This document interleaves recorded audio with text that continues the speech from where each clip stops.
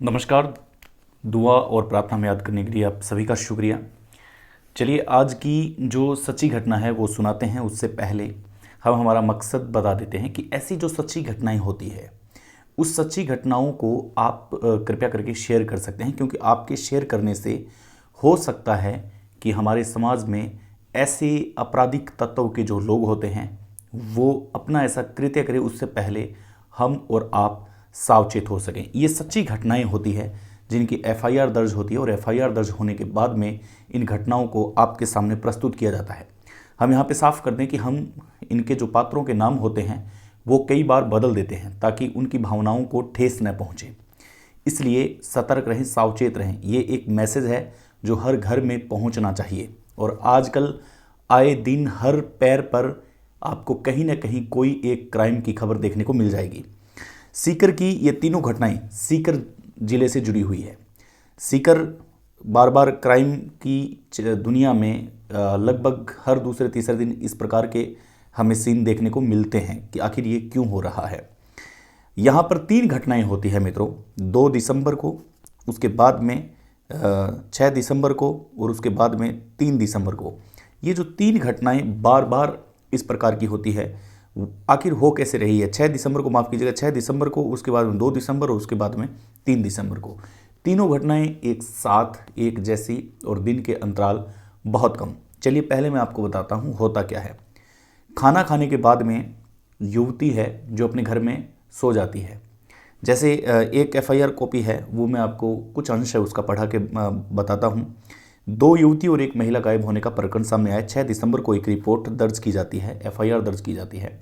जो युवती का भाई होता है वो एफआईआर में ये बताता है, पुलिस को ये बताता है कि मेरी बहन खाना खाने के बाद में आराम से वो सोने के लिए अपने रूम में गई थी, लेकिन जैसे ही वो रूम में सोने गई, सुबह हमने देखा तो वहाँ पर वो नहीं थी। हमने आसपास ढूंढने का प्रयास किया, हमने काफ़ी इंतज़ार भी किया, लेकिन युवती लौट करके वापस नहीं आई है। जब खाना खा रही थी तब उसके चेहरे पर ऐसी कोई सिकन, ऐसा कोई डर, ऐसी कोई बात जिससे ऐसा लगे कि प्री प्लान्ड है, या फिर कुछ ऐसा हो सकता है कि कई बार युवती होती है वो प्रेम प्रसंग में कहीं जा सकती है, ऐसा भी नहीं था। लेकिन खाना खाने के बाद में आराम से वो अपने रूम में जाती है। रूम के अंदर और भी लोग होते हैं, वो भी सोते हैं, लेकिन वो अचानक गायब हो जाती है और उस बात का कोई पता नहीं चलता। न उसके पैरों के निशान पता चले हैं किस तरफ पैर गए हैं, न कोई सीसीटीवी कैमरा में फुटेज अभी तक जो परिवार ने खंगाले हैं उस हिसाब से अभी तक उनको कोई क्ल्यू, कोई सूत्र है जो नहीं नज़र आ रहा है।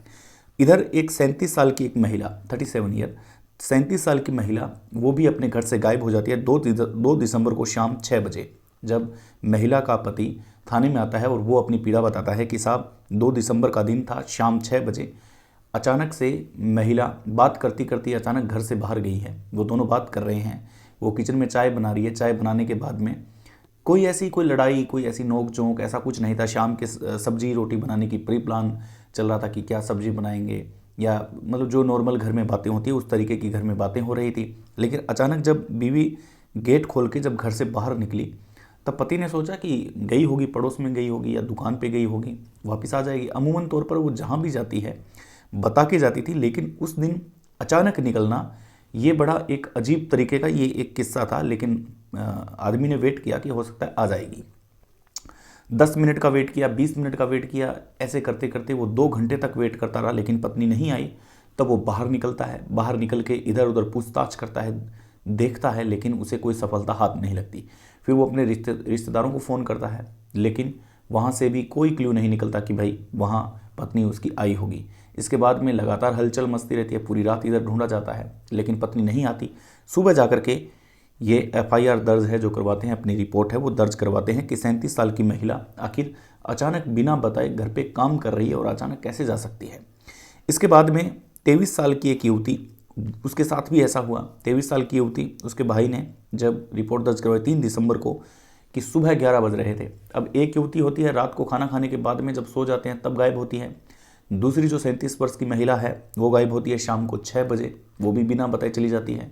और ऐसी कोई परिस्थिति या ऐसा कोई कारण नहीं था कि घर पे कोई प्रॉब्लम थी, कोई समस्या थी, उसके अनुरूप कुछ ऐसा माहौल क्रिएट हो गया जिस वजह से वो बाहर गई, नहीं, ऐसा कुछ नहीं था। 3 दिसंबर को सुबह 11 बजे, अब ये तीसरी गायब हो रही है। यहाँ पे युवती है जो लड़की है वो सुबह 11 बजे अचानक से अपने घर पे बर्तन धो रही है, बर्तन साफ कर रही है और अचानक से वो घर से बाहर निकल जाती है। अब जैसे ही घर से बाहर निकलती है तो सोचा जाता है कि कोई हो सकता है। अमूमन तौर पर जैसे कोई बाहर जाता है तो हम इतना गौर नहीं करते हैं कि कहाँ गई है, कैसे गई है, किस हालात में है। लेकिन वो अचानक से 11 बजे घर से बाहर निकल जाती है। तो एक आध घंटे बाद पूछताछ करने के बाद में पता चलता है कि वो नहीं है। फिर घर वालों को टेंशन होती है। फिर शाम को आकर के पुलिस में रिपोर्ट डलवाई जाती है कि सुबह आज 11 बजे सब साथ में बैठे थे। सर्दी के दिन है तो अमूमन तौर पर धूप है जो 9-10 बजे निकलती है, तो 11 बजे तक यही पूजा पाठ का जो घर का नॉर्मल जो काम होता है वो चलता रहता है। ऐसे में सुबह सुबह कहाँ जा सकती है लड़की?